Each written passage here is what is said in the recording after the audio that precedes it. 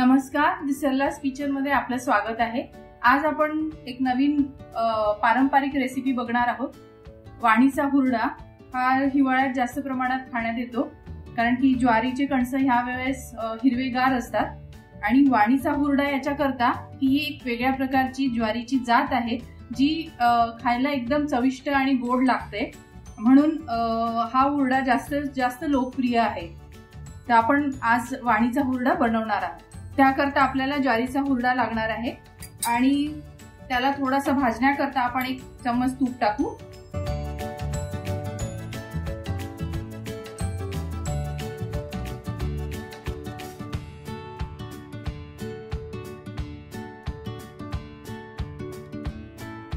हा हुरडा आपल्याला तुपामध्ये भाजून घ्यायचा आहे।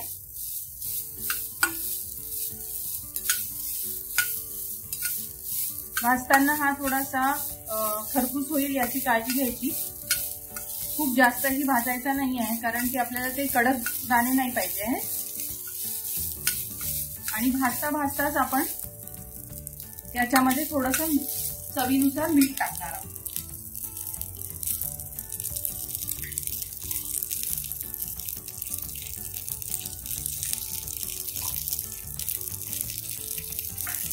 आपण इथे मीठ टाकलेलं आहे थोडा।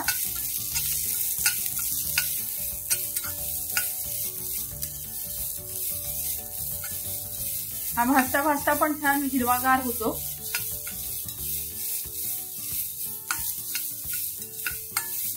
आणि थोडं पाणी भाजताना याचं पाणी सुटते, तर ते आटू द्यायचं, म्हणजे पाण्याचा अंश राहिला नाही पाहिजे। अशा प्रकारे हे भाजता आलं पाहिजे। एक मीडियम फ्लेमवर तुम्ही हे भाजू शकता। 5 मिनिटं तुम्हाला 5 ते 10 मिनिटं तुम्हाला हे भाजायचं आहे, पण ते तुम्हाला बघावं लागेल सारखं की किती त्याच्यामध्ये मॉइश्चर राहिलेलं आहे, पाण्याचा अंश किती प्रमाणात कमी झालेला आहे, हे थोडंसं बघून तुम्ही भाजू शकता।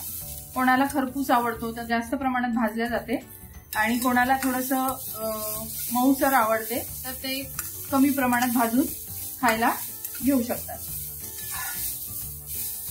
आता हा आपला वाणीचा हुरडा भाजलेला आहे, आपण सर्व करू।